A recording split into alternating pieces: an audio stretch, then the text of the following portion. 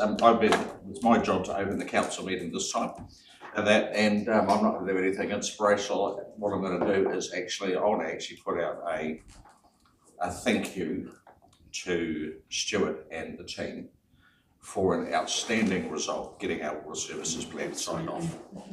I think that I've had a lot of phone calls from a lot of people, very supportive of our position and that sort of thing. So I just wanted to publicly acknowledge Stuart and all the staff, because I know everybody's been involved with it. And I think it's scary moving forward in some respects, but at least we will be the masters of our own destiny, which for me was the big thing. And I'm very proud to be able to stand up and say that we're going to be representing our ratepayers as we said we would. So thank you very much for the work that you and the team, and Dan and his team was talking about the water services plan, Dan, and that have put in. I know it hasn't been easy. I know it has stretched staff, and unfortunately it's going to stretch them even further now because this is just the first stage of it. So that's all my little rant for the morning. So welcome along, and I declare the council meeting open. So we move into run sheets. Public forum. We have Ian come along to talk to us this morning.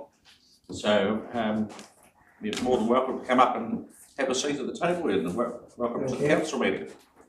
I'm pleased that you said I could take a seat. Thank you. No, certainly.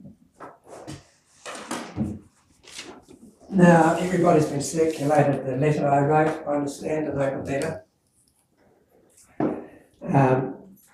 Start the story off from the beginning. I've been swimming at the pond for about 5 years since I gave up walking in Oamaru with an Oamaru North Otago walking group, which has been great. Had to give that away for physical reasons, so I actually took up swimming and combined that with walking around the traps up the hill here to help the denizens out with the trust and pest control. So that's a short history of what my activity has been in the last half a dozen years.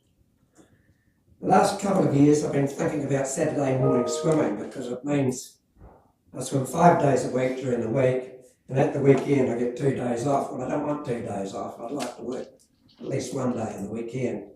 The pool opens currently at 11:30 in the morning. It doesn't suit me particularly because it comes in the middle of the day. So to me that's not satisfactory for my own purposes. I have no other vested interest in it, nothing financial or anything like that. Now, I've made a few quick notes, and I assume that everybody's read the letter, so I'll come back to that later. Now, as I said, the letter that you've got, I wanted to post it at the swimming pool so people could see it. And it was only last week that I began this process. And I put it up when I was down there in the morning swimming. The next morning I went round there, it was gone. So I wasn't particularly happy about that, rather annoyed, because the whole object of the exercise was to actually, it's not market research, but I just wanted to get a level of interest besides myself. And my theory is that there's working people that I've seen in previous years swimming at the pool that swim early, do their laps and go off to work. I haven't seen any of those blokes there this year, to date. I have seen school children this year before school doing a few laps. I could count 3 one morning.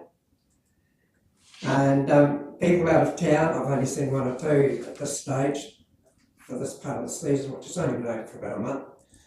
But in previous years, I've seen people from out of town, as far away as Christchurch and Invercargill, that are passing through at weekends.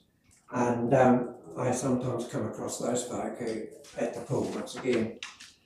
So they are people that are down for a weekend, and as I say, I'm not at the pool at the weekend, so they've been there on a Monday or a Friday. Now, my own reasons for not going on a Saturday at 11:30 are numerous. One of them is it's frustrating, it's busy and it's noisy, it's full of kids if it's a sunny day. I drove home from the market about midday on Saturday last week. In fact, it was the week before, sorry, it was a really sunny day. And there was about 40 cars along the road, parked on the street, and the car park at the back was also full of kids. There's no way I'm going swimming there when it's that crowded. It's impossible and frustrating to do laps. I tried it once a couple of seasons ago, and it was first and the last time. Kids were diving, even though there were lanes separated. The kids are throwing balls, toys, and all sorts around, doing a lot of diving. So they're quite often in the lane anyway, so you had to watch out where so you don't collide. So it wasn't really appropriate. So I only did that the once, and also if it's a sunny day and the pool's crowded, I actually get a bit sunburned, because I'm in the pool for about 40 minutes, and I burn quite badly, so I put a top on, so it's bad enough. Well, I was in the street yesterday, and there was a fellow there he was pretending he was doing a good imitation of being a village idiot. He says, "Hey, old man," when I was getting into the car, and I don't know what he wanted, but he was talking about a bit of string, which I couldn't understand what he was about. But anyway, certainly I'm one of the older ones down at the pool on a regular basis. Anyway, for health reasons, it's pointed out in the letter, that's why I go. So because the sign was taken down, I've only had 2 swims since. And it hasn't been that busy in the mornings, to be frank, to date, this year. So there was 3 people at the pool the other day that I managed to say good day to. And I did say what my proposal was about, whether they'd support it. So everybody, dry on their lips actually. There's water there. So everybody I spoke to and asked, they said yes. Apart from 2, one being a male, that said they didn't suit them. So the whole purpose is to gauge what the public interest in the support would be at this stage, which is a trial. And that's pointed out in the letter. I did come across Andrea. She comes and holds classes, and I said to her about it, and she said, "Oh no, sure, fine." But she did tell me that she wanted to hire the pool on a Saturday morning to run a class, and she was told no, she couldn't. Now I don't have any other detail. That's all she's passed on to me. I think there's a human reaction actually when you dry around the lips. Yeah.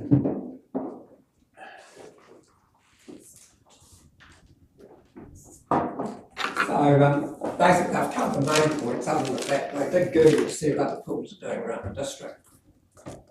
Now Timaru, they're open at 6 AM, both pools every weekday, but at weekends, I'll turn the page over, right? Weekdays 5:30, sorry, Saturday and Sunday 7 AM. Geraldine is 6 AM during the week, and Temuka is the same, but the weekends they're not open early. Oamaru 6 AM weekdays, and Saturday and Sunday open at 9 AM. Well, 9 AM is better than 11:30 as far as I'm concerned, but it's only a short pool, and the facility's not as good as the Waimate one, quite frankly. Now, the pool's been newly upgraded. It's an excellent local asset, and it's very popular, particularly on hot days. And early in the morning, that's when the lap swimmers prefer to go for various reasons that I've already pointed out. That suit me, and likewise for them. And it doesn't interfere with the rest of the day. So if anybody's got any questions that they'd like to ask, it's pretty obvious that at my age, health reasons is a pretty damn good reason to keep swimming, to keep exercising. Because, my family, to be frank, there's bloody arthritis in all forms, osteo and the more serious one, rheumatoid, and also heart failure.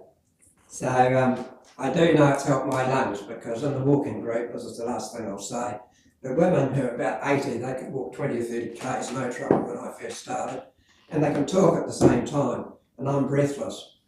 And when I finished doing the walking, after doing these 20, 25k walks average with the walking group, and these are 80-year-olds now, and older, I got in the pool, I couldn't even get from one end to the other, and now I can do a considerable number of lengths. So it's really helped my lung capacity. Thanks for that, Ian. Questions for Ian? Clarification? No, I just want to say thank you for taking the opportunity to come to a public forum and speak to us. It's really nice to see a ratepayer take that up.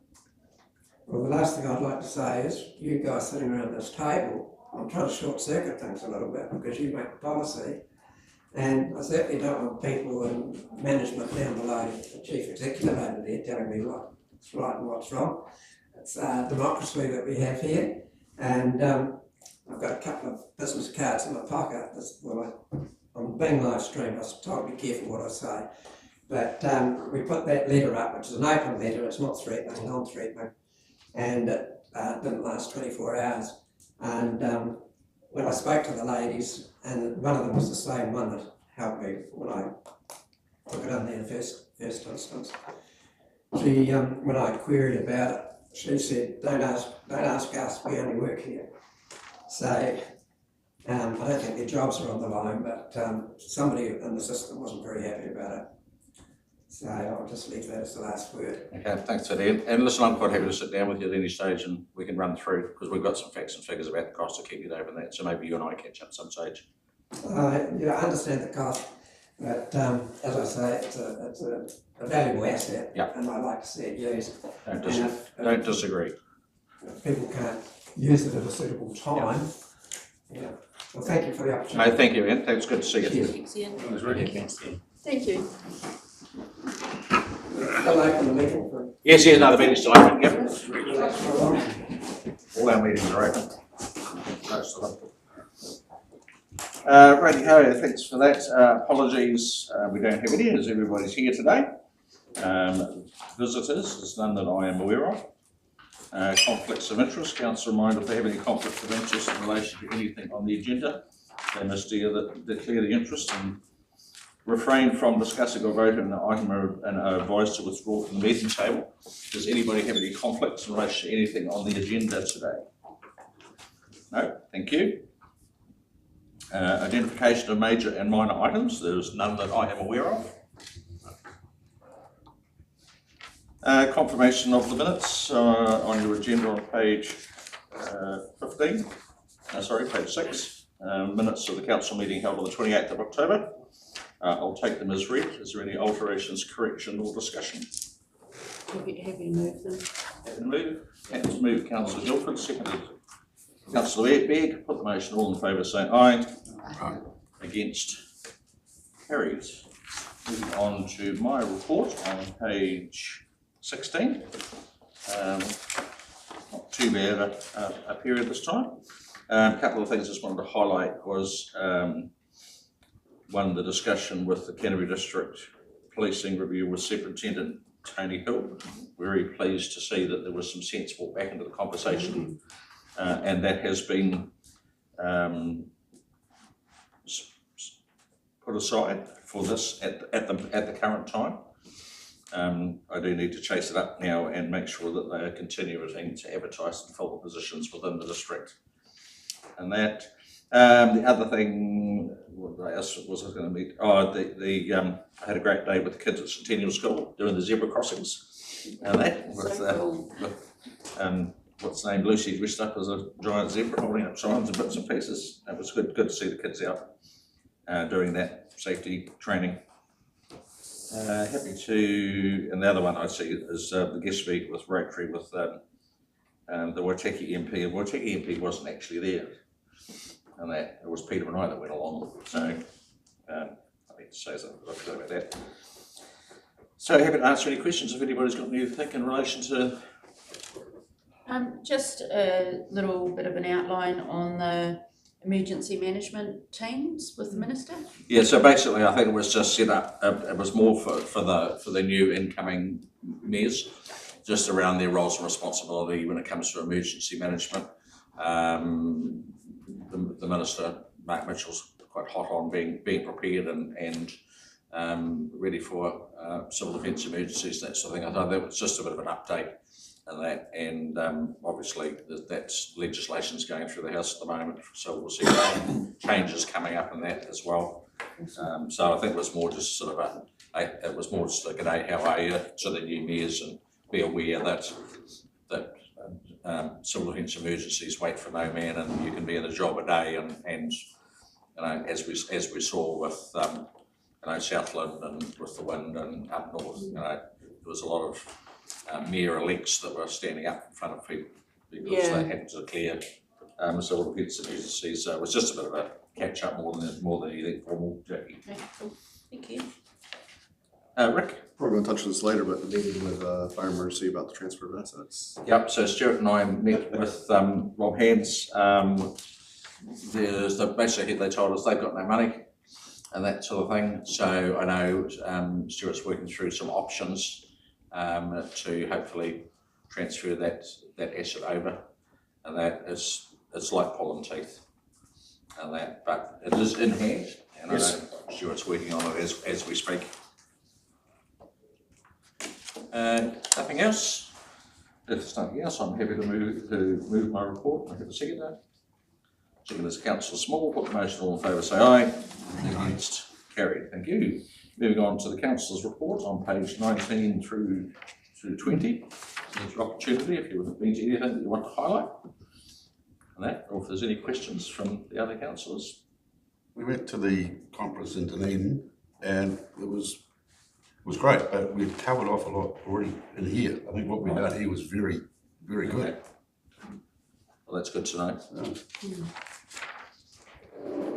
Jackie, just one for you. The South Island meeting with James Meager, councils. That was a Zoom meeting. Yeah, the Zoom invite that went out raised more questions than it answered. There were a few moments that left me with some concerns around the direction and decision making, and particularly future structure for local government. There was a lot of non-answers. Mm-hmm. Yeah. Pretty much what I thought. Thank you. Yeah. Yeah. It was pretty. It was kind of quite generic. generic. It didn't really dive into anything in great detail, and where he started to stray into detail was enough for me to go, oh, okay, what's up here? So I think there'll still be a lot coming down our road. Yeah. And listen, James is very approachable, and I would like to get him and Miles to come and actually present to us in the fairly early on in the new year.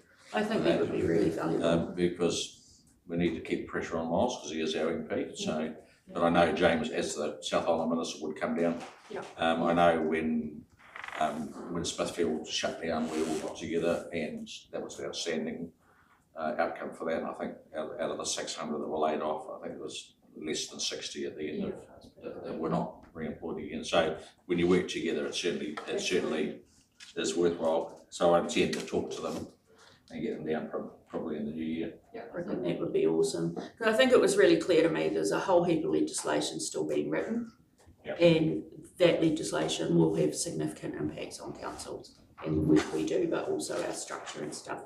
But they also need to hear our rhetoric as well about what is good for us. Yeah. Take that back, hopefully. Yeah. Whether it does anything, I don't know. No other questions?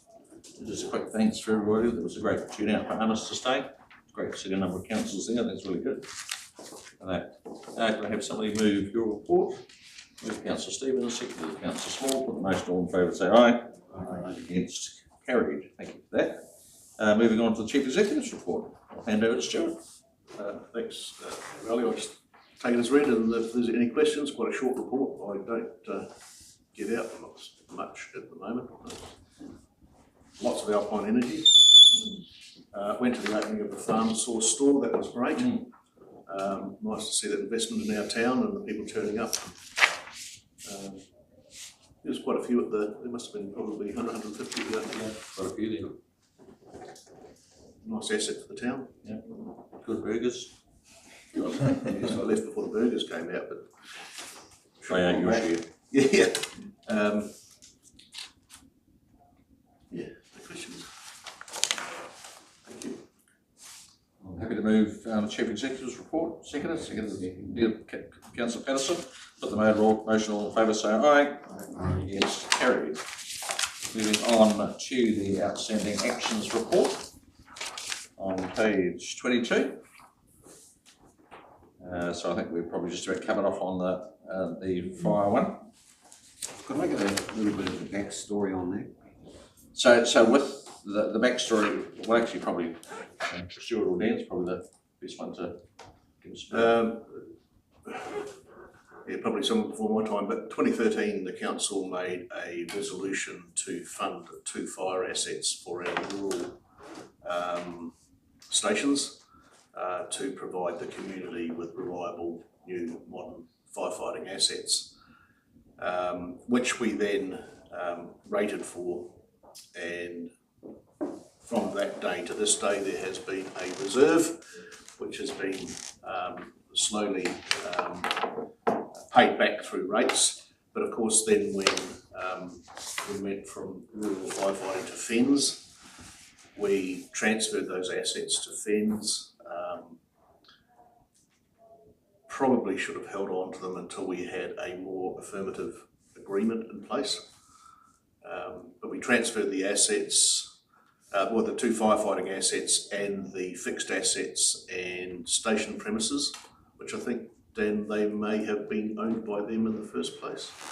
Yeah, when we transferred the 2 fire trucks, that was a license to use, whereas the other ones were transferred over as assets. So they took on, as part of that use agreement, the maintenance and so forth, and only just recently started picking up the registration. But since then, with FENS now covering their costs through insurance premiums, it means that the Waimate ratepayers are paying twice. They're paying it through their insurance premiums and they're paying it through this specific rate for the fire trucks. So my position is, and Dan and I have been sort of trying to talk with FENS probably the best part of 18 months, is to say that that is unfair and that we would dearly love them to provide us with the funds to pay down that reserve. The current reserve sits at $90,000.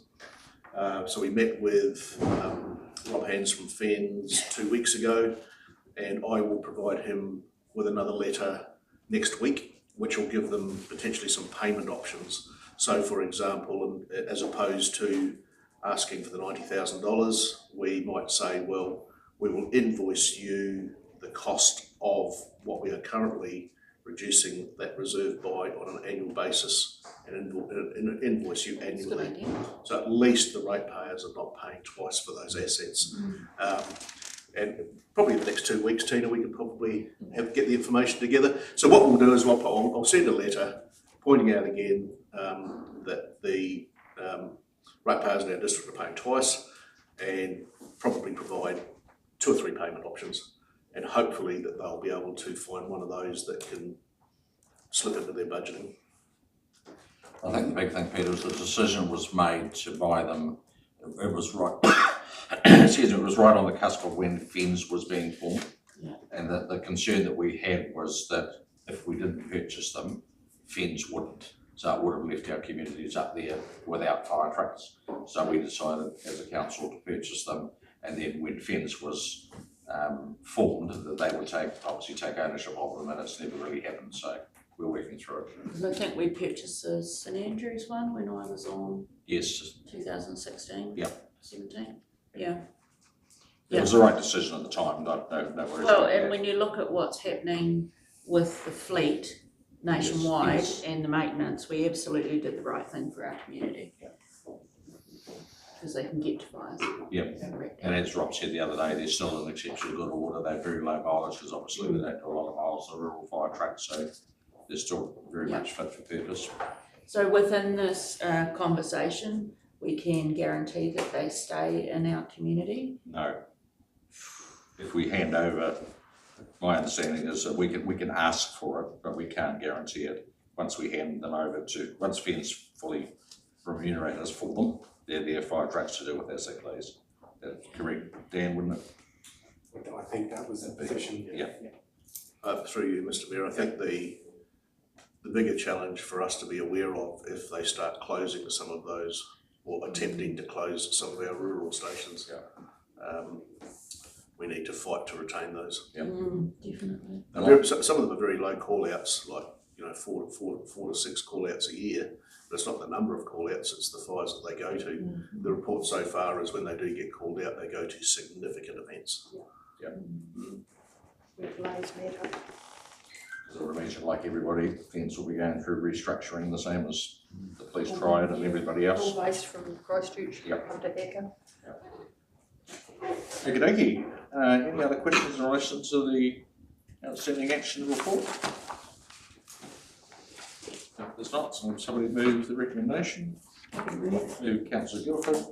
Seconded Councillor Stevens. Put the motion, all in favour say aye. Aye. Against, carried. Moving on to the Human Resources report on page 14. Good morning, Grace. Good morning, all. Gross. I take it that the report has been read. Did anyone have any Questions? Question? Anybody got any questions for Grace in relation to the Human Resources report? Just one, Grace, the after hours officer, I'm assuming on note number 5. Is that for like, is it a dog control type one? Yes, for security dog. Control, yeah. And then voice control as well. So they're doing a mixture of the 3. And I think the only other thing I wanted to highlight was the total head count is up at the moment because obviously we've just employed a whole heap of lifeguards out at the swimming pool Yes, that's correct. and that, so it's not a permanent thing. And that with the lights as well. So welcome and thank you for stepping up into this role. Thank you. Thank you, Grace. Thank you. Have somebody move the Human Resources report, move Councillor Bigg. Seconded Councillor McElroy, put the motion, all in favour say aye. Aye. Against, carried. Moving on to general reports, the finance report for 2 months ending the 31st of August 2025. And good morning, Tina. Morning, everybody. Finance report, 2 months. It's only a small way into the financial year, so I do need to qualify the report by saying that it was challenging to give you meaningful variance explanations when it's this early in the year. So it's been difficult for our budget holders to forecast the anticipated end of year position at this stage. So where possible, we've encouraged the managers to explain not only why the variances have occurred, but whether they expect those variances to self-correct as the year progresses, or whether they're more permanent in nature. But I'm sure you'll appreciate that sometimes it's difficult to do that given it's so early. The results for the year are stipulated in point 2 for the year to date, surplus of 1.8 mil compared to the budgeted surplus of 1.2, so tracking just over £0.5 mil favourable to budget. I'd like to make mention of the budget carry forwards. They have not been assessed as yet. They will be presented to the Audit and Risk Committee meeting in December. The standard process is that the committee considers it and they make a recommendation to council as to whether to approve. So they will come back to the council table, and once they have been resolved, they will then be introduced into this report. So your budget for the year will incorporate the carry forwards. The surplus has resulted in less borrowings than we anticipated for the year to date, so it's always an important point to make when people see such a large surplus. They might wonder what impact that has. So we've had to borrow less than we anticipated, and we've had an increase in the cash in hand. Just got a handful of things to point out, and then we can open up for questions. For me, one thing that was positive is at point 8, the building fees and charges, as Dylan, the group manager for the area, has noted there, they're influenced by the economic conditions, and that's looking positive. Point 12, we've included an explanation about the calculation of the depreciation due to our annual report only very recently being completed and finalised. We now have some work in the finance area to go back and recalculate depreciation rates as a result of the 2025 valuations, and that was roading in this instance. And we also need to run through the updating capital purchases, and that involves primarily assets, but across the organisation, assets have more than their share of that. So that will impact on their time as well, so we will be coming back to that as soon as staff can give that their attention. One thing I picked up late, the end of page 28.15, there was a note there that the general expenses were below budget due to the roading RAM data standard implementation being below budget by 21,000. I just wanted to explain that that one was actually spent early, so that budget was spent in the last financial year. So it was reported as unbudgeted expenditure in the report that came to council in August, I think it was. So just a minor correction there for the context. It is factually correct, however, it was spent in the prior year. The only other comment I would just make is with regards to the capital expenditure through on page 32, it appears that there's a very small amount or percentage that has been spent, just the context of how early we are in the year. I think that's what I would add here. Are there any questions either for me or any of the specific budget holders? Thanks, Jen. Councillor Stevens? Yeah, hold on, let me find it. I don't know who this is for, I just want to know what it was. The Victoria Park Show House display. Is this It's on page 29, community camping facilities. The parks and public spaces. Yeah, parks and public spaces. I just didn't know what the Victoria Park Show House display was. What is It's it? the hot house. Oh, it's a hot house. Oh, we went to it the other day. Okay. And the other question was, council land rental below budget, is that just because timing of the year? Or are we not getting as many people grazing? I'm assuming that's what that is. Probably timing. When we talk land rental, what land is it? Multiple. Yeah, we've got Multiple. So So we've things got like quite a few green little green blocks. and some of those little reserve blocks and stuff that are left there. St Andrews Domain, there's a block down by the Waitaki River.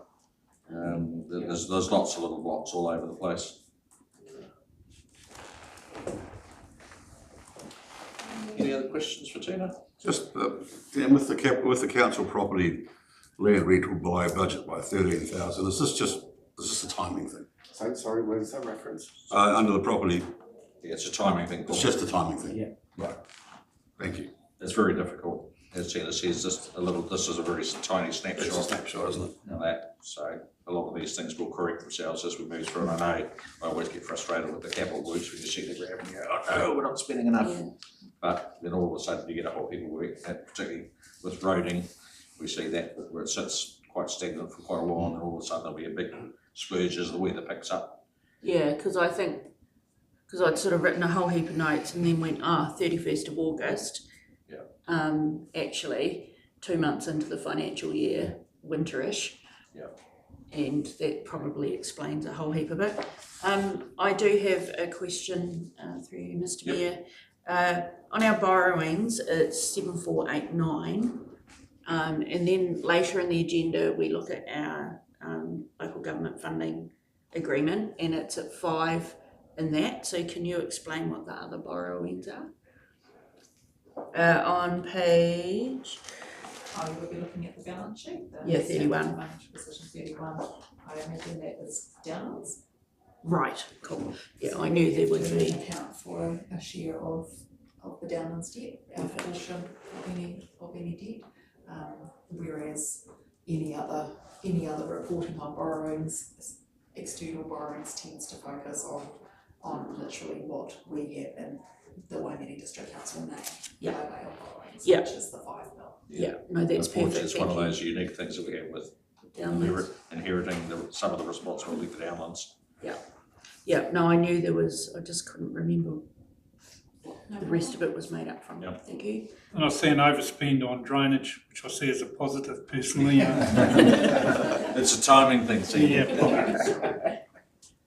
I've got a couple, Lisa? if I may. The Mayor's Task Force for Job grants below budget, 35,000, that's on page 29. Is that a timing thing, or are we permanently below budget on that now, because we also have an overspend underneath of 13,000? It's a reduction in the allocated, And it's phasing as well. yeah, So there are two tranches to the annual funding. Yeah. So we're still in tranche one. Right, okay. so the government has reduced the funding. Yeah. And that, but we also, it just means that we haven't got as much to spend, So are we, so there's no, with who we're employing and what we're doing with that, There's no there's impact. no impact to, No, it still comes out of that funding, it does. and that, but it just means that we're unable to do as much as we used to do, Yeah. with as many kids as we used to. Yeah. Because the government has changed the funding and the model somewhat. Okay, no, that's good, thank you. And one other question, under roading and footpaths on page 30, can someone tell me what debris litter below budget 11,000, what debris litter means? Under that? That's literally us cleaning up roadsides. Oh, so that's an actual expense for that, itemised. Thank you. So would that be the likes of the drain cleaning that Is it like Trevor or whatever? Trevor does, or? I don't think it's Trevor, I think it's actually tidying up roadsides. Right. So do we do it or do we contract that out? Effectively, that will be through the contract. Right, okay. I think some of that would come into the likes of when we get dumping and on the sides of roads and places like that. Anything else? Oh, here's one. Yeah. Urban Reserves Playground Safety Matting, 33, page 33. How many playgrounds, just out of interest, have we still got to do that needs that matting? It won't be all of them. So we only target the high use areas. Right. So I'm just sitting on a quote for 3 new areas at the moment to be installed. Okay. Because that would last, once that's done, that would be a long. It certainly lasts a long time. Yeah. We have seen improvements in the way that it's installed, so it does last a lot longer. But we still have to do some maintenance on it. Okay, good, thank you. Lasts a lot longer than the old bag chips. Yeah. Yeah. Any other questions? Anybody else? Just a quick comment from me. Great to see the building activity starting to pick up. I think that's a real good sign for the district. Obviously, that hopefully we're starting to see some of the money flow through from recent Frontiera sales and things like that. So it's great to see that we're still moving ahead. So if there's no other questions, I have somebody move the reports. Yeah, I'll make that. Move Councillor Begg, seconded Councillor Small or Councillor Hall. Put the motion, all in favour say aye. Aye. It's carried. Thank you for that. Moving on to page 36, which is the experience variation report. Again. So this is sometimes referred to as the unbudgeted expenditure variation, but this is for the 3 months ending September. Just a reminder, and also for the benefit of those that are new around the table, that these unbudgeted items are funded from the activity reserve unless we state otherwise. In some instances, there could be examples where there might be some extra income or something, and that's what's been put to Stuart before he's considered it and approved it. Are there any questions on the contents of the report? Councillor Guildford? Yeah, just really looking at, there's obviously been quite a lot of consultancy, particularly around that 3 waters space. Can we consider a lot of that as kind of one-off to get the plan done? So ultimately a very good investment by our council to get that plan across the line, get the result we needed. And through you, Mr Mayor, there's more to come. Yeah. I don't know how much. I've got to sit down with the leadership team and just put together everything that we need to do to complete the transition plan and complete the ring fencing of the 3 waters unit, and how much we may need to seek assistance from external consultants or contractors. My number one concern for 2026 with everything going on is burnout, and we just need to keep an eye on what portions of the work we can farm out and get done externally, which will come at a cost. Yeah. But it is one-offs, but it still needs to be funded. Yeah, because all of this stuff is not BAU, because BAU still happens in like business, like the running of everything still has to happen while all of this big piece of work is, But if you, massive piece of work is happening. so through you, Mr. Mayor, if you look at other CCOs that have been established and the proposed CCO, had we have gone that way with our neighbours, I think there was an inject of 10 million to set up the CCO. So I think if we think of it like that, that this investment in these one-offs to get assistance, and we certainly don't know how much assistance we will need. I've got a meeting with Tina coming up in the next few days just to have a look at a few things. Nicole has written all over her walls in her office for expectations in terms of workload of the annual plan, the LTP, how the transition plan and the new regulatory environment for the ring-fenced unit impacts upon that journey for those things, because it's got to sit outside of those things. It's got to be audited separately. We've got the declarations to the Commerce Commission to consider. And I'm assuming as part of this setup of this unit, that during the annual planning process and the next LTP process, like these budgets will be adjusted to allow for some of this going forward. Now that the plan is signed off, then we can actually budget more fully. There you go, Tina. I was just going to say, I would expect that anything that can be identified as being required, whether that be in terms of consultancy support for whatever body of work, would absolutely and should be included in the budgets as well as can be identified. Yeah. So I think the big thing is we're going to do it in the most prudent way possible. Yes. And doing it this way, I believe, will be considerably more cost effective than us having had to do it with CCO. And that's what our community wanted, so those costs of delivering what our community wanted. So the first thing we need to do is just go through and have a look at the water service delivery plan we submitted. It was submitted with plans and budgets and all sorts of things, and just now that the rubber's hit the road, we need to review all of those budgets, and there'll be lots of workshops coming up in 2026. Just one thing. Yep. So just on that, is that the corporate services rating assistance budget here, 39,900, was that through all the sick leave that we had? We had some extraordinary absences, and it was not for my role. If you're alluding to illness, there was a departure of the team leader, and there was also a planned leave for the rates officer, and as our team leader had resigned and was unable to provide the backup support, we needed to put something into play super quick.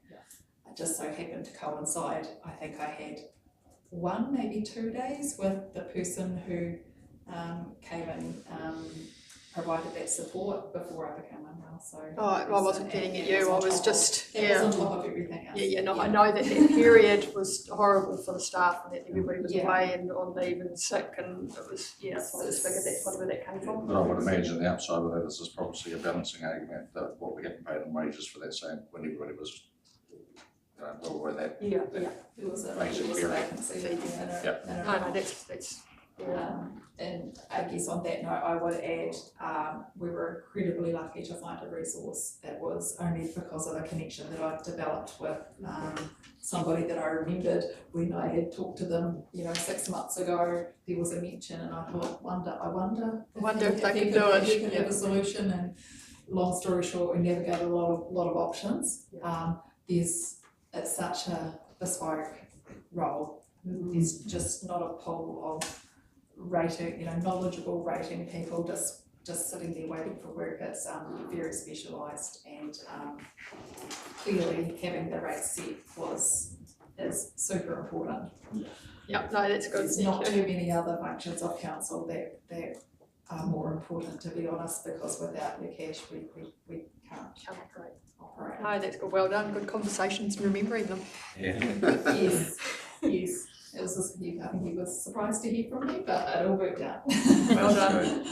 Thank you. Any other questions? No, councillor Begg? Oh, sorry. Right. The Riskpool call, is that the first one?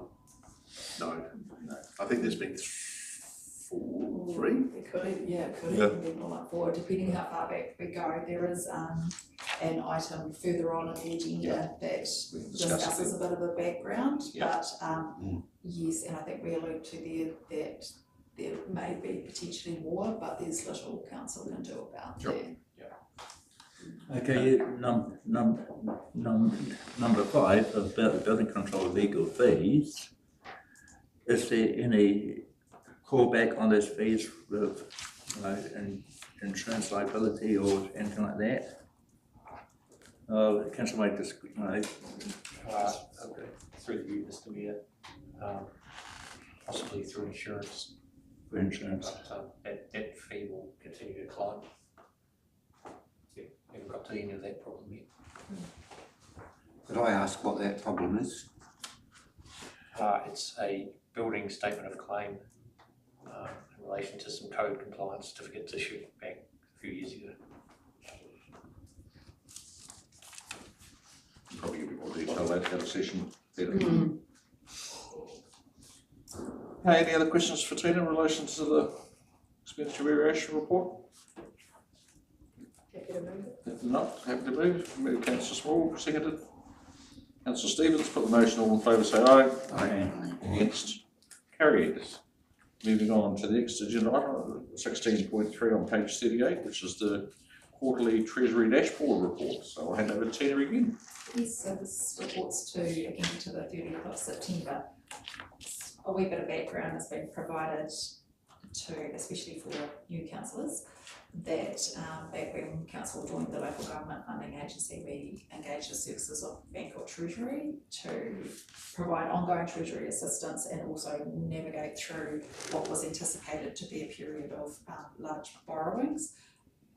Fortunately, in some respects, those borrowings haven't escalated as quickly as we anticipated. However, if you take a look at our long-term plan, they're certainly just around the corner. The liability management policy that council sets has an expectation that there is reporting as is outlined in the agenda item. So this report fulfills those requirements. A reminder that our debt is sitting at 5 mil, and we've included the breakdown of that in the agenda item, because I think it's also included in the report. One area that we're currently non-compliant with is with regards to the fixed interest rate cover.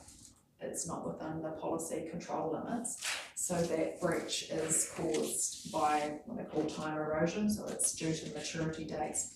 So effectively, when we have future borrowings, that will be corrected. So the proportions will work their way out again. So And that's not the first time we've had that issue, is it? No. It is, I think it's the level of risk with this is very low. It's your compliance with the policy that's going to correct in due course. Don't see this to be a significant breach. Are there any questions? Oh, sorry, one more thing, was that we've arranged for Bangkok to come to a workshop in December. So I'm not sure whether it'll be David or Miles or both. However, I mostly work with David Walker, and he's indicated he's happy to come and have a chat to council about, his report, their role. So if there's any questions at that time, you'll be able to ask them. That'll be good. In an open forum, also as kind of part of your induction. Yep. Awesome. Thanks, Tina. Questions for Tina at all? That's right, we've got a recommendation on page 39 that the quarterly Treasury dashboard report for the period ending the 30th of September 25 was received. Have a move it. Moved councillor Guildford, seconded councillor Harrison, put the motion on the vote, say aye. Aye. Against, carried. Moving on to agenda item 16.4 on page 47, which is the Riskpool trustee proposed amendments.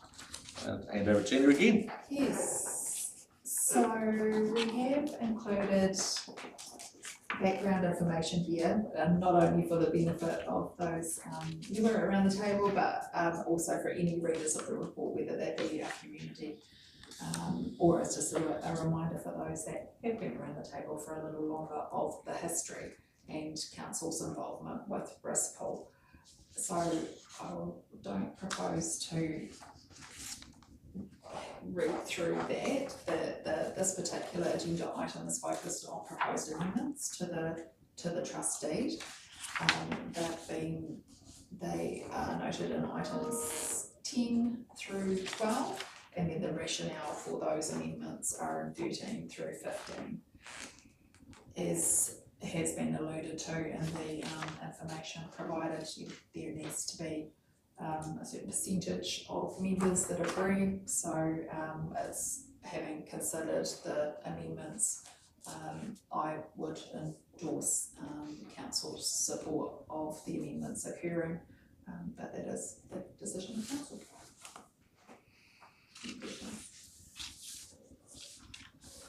Councillor Taylor. Just one question about the kind of history. It was saying that 2 claims are going to trial in September 2025. Has there been any update on how those trials are going? I haven't seen it. To the best of my knowledge, it hasn't hit my inbox. So it may have been pushed off some more. That's publicly available. Okay. It could be that the power of Google. I could Oh, yeah, potentially find it. I'm not entirely sure. But we report the official updates to council, and I'm quite confident there hasn't been one since then on that particular subject. And quite often we don't get anything until the outcome. So we have no idea how big this could get. No, I guess is the answer, because this is outside of council's active control. It's with the hands of the trustees essentially, which is in line with why some of the amendments to the deed trustee have been proposed, given the nature of protection, which is standard to have, has been suggested. I think the big thing is that we're only a very small player in this, so and by that, so is our liability. So if there was to be a major liability, it would have a huge impact on some of the bigger councils and that. So I'm sure they'll be working very hard to make sure that there is no or very little, as little liability as possible. Thanks. Jackie. Yeah, I remember this coming to one of the council meetings I sat in on prior to the elections. And so this is really working through the process until this thing can be wrapped up, isn't it? So we're in this, contractually in this until this is able to be wound up. So that's all outstanding claims. Yeah. Just wanted to clarify that. Well done, you were listening. They have been in that wind up phase for some time. Yeah. And no doubt would have preferred that the wind up had been completed. Yeah. However, Everything has to be litigated. Cannot be until these outstanding claims are settled. Thank you for that. I'm happy to move that we accept the proposed amendments. They are kind of like, all around director liability and stuff. Yep. So you're happy with recommenders 1 through 4? Yes. On page 49? Yes. Okay, so it's been moved, councillor Guildford, been seconded councillor Begg. I'll put the motion, all in favour say aye. Aye. Against? Carried. Moving on to the next item. All the way through it.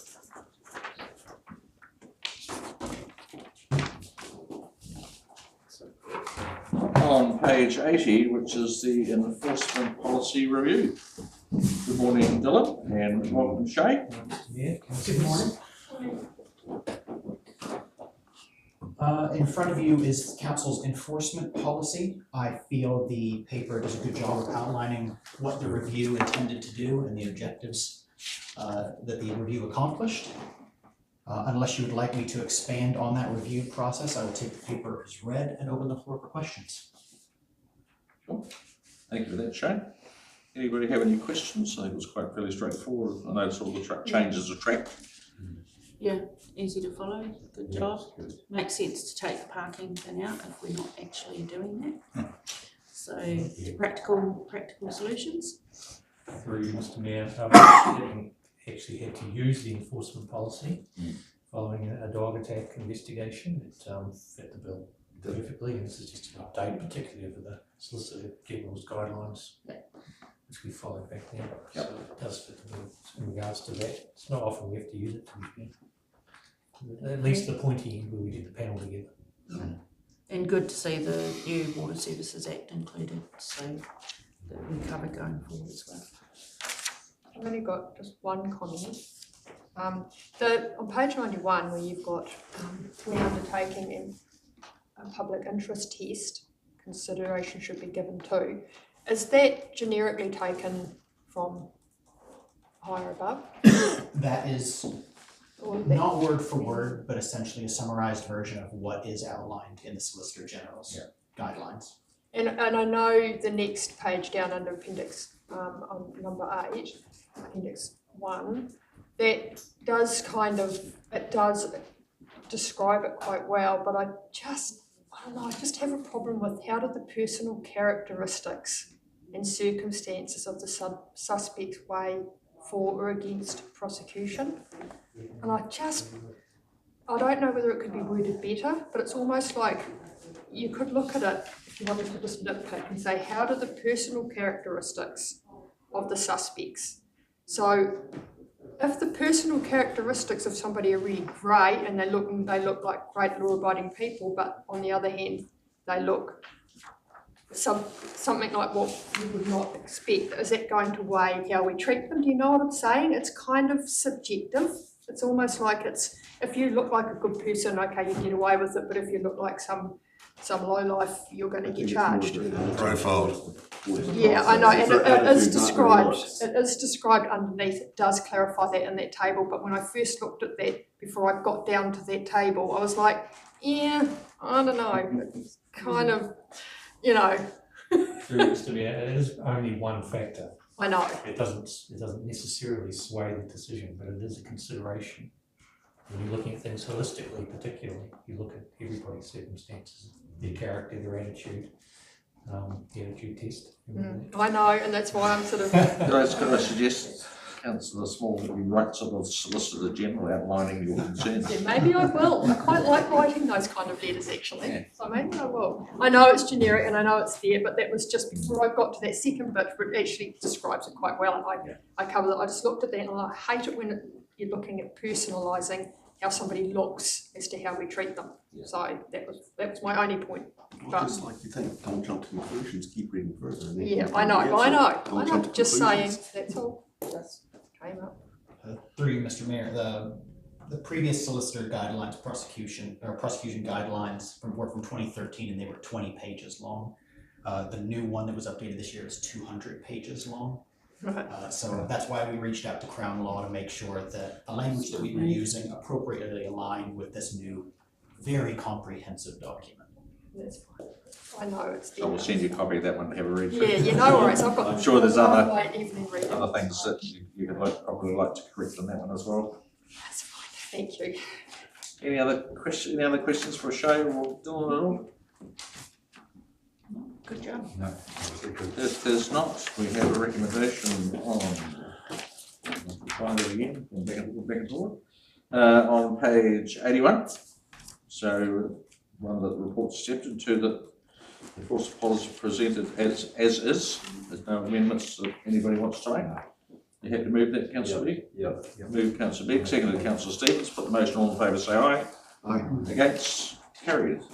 Thank you for that. Thanks, Shane. Thank you. No, very good. So there's no major or minor items, so now we move into the public excluded. Have somebody move the public excluded. Move Councillor Stevens, second Councillor Harris.